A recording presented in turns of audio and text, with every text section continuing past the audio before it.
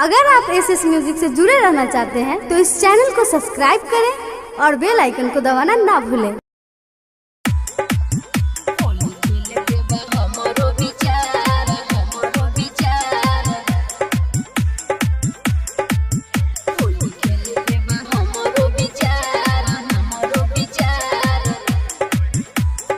Mix by Prakash Chandravanshi. होलिया में तुहरा के माना कोईनी, तोहरे चलते नहीं हम खाना खैनी।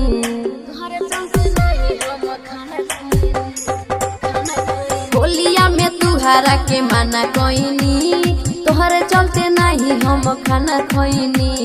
सूट सलवार पहनले बानी हम हार, पूरा सहेली खुशबाड़ी हमारा मन लागे ना घरवे में।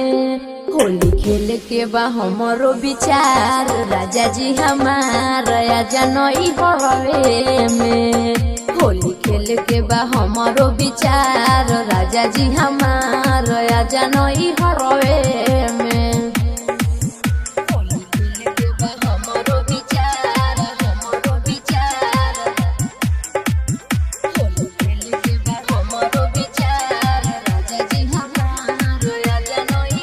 होलिया में कोई के ना आइल हो नहीं आइल हो, बतिया न हमसे बतैल हो न बतैल हो।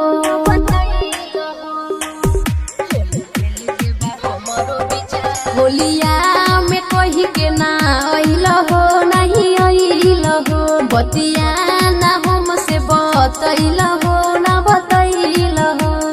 जो हतावे पिया का न बाली हमार, तोहरे चलते रवे उठा लाली हमारा सजल बानी सिंगरवे में।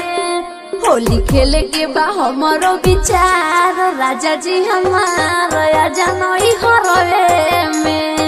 होली खेले के बा हमरो विचार, तोहरो विचार आजा नई हरवे में।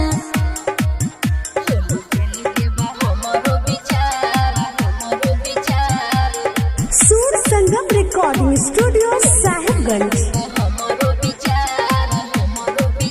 सोना के प्यार ना भूलई हो ना भूलई हो, कहतानी सच चली आई हो चली आई हो।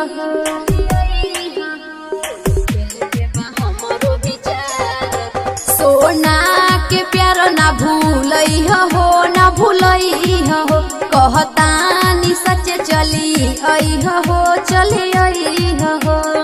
अंकित विकास राहुल नैहर के यार, इनके से करत रही हम प्यार हम बानी सहरवे में।